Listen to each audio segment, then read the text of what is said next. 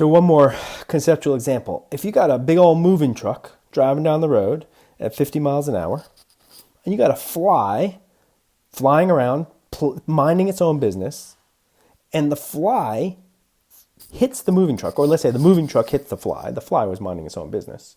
Or maybe the fly was going for your sandwich.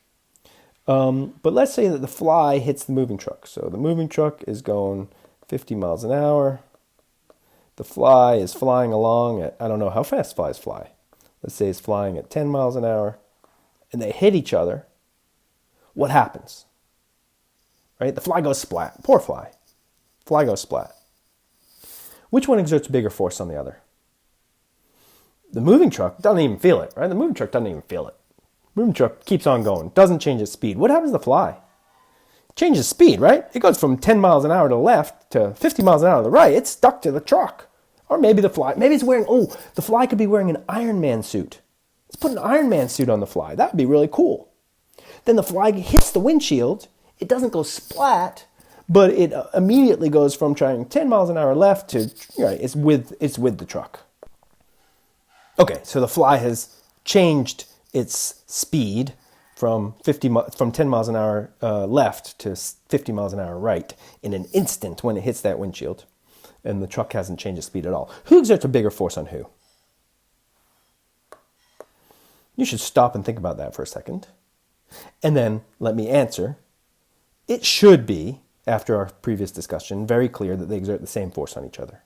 That the fly exerts the same force on the truck as the truck exerts on the fly. Whether the fly is wearing its Iron Man suit or not, they exert the same force. If the fly goes splat, or if the fly just changes direction and the truck doesn't, the forces are the same because of Newton's third law.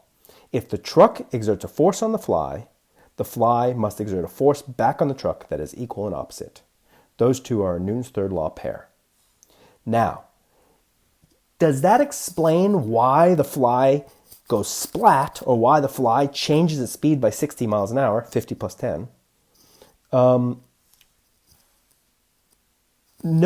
Well, maybe.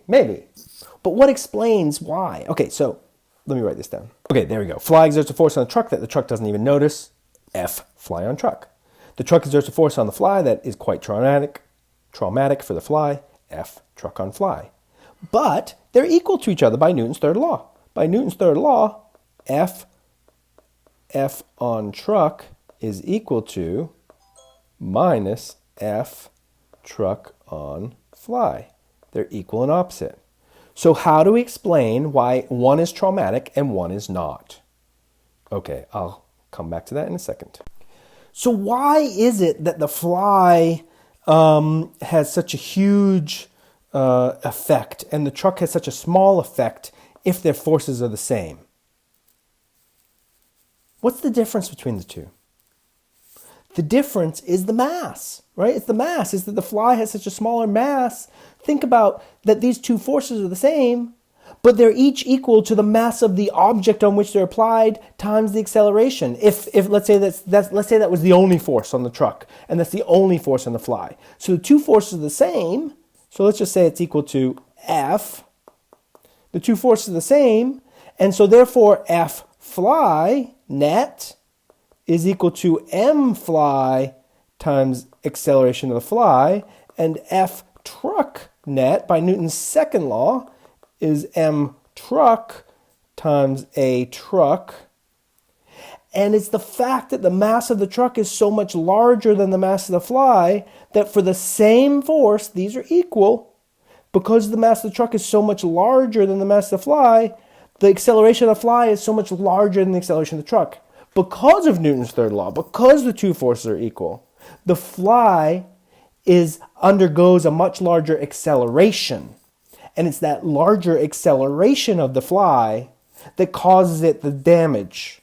And it's the much smaller acceleration of the truck, because it's a much larger mass, because it's the same force, that means that the truck really doesn't change its acceleration at all, and it feels no damage.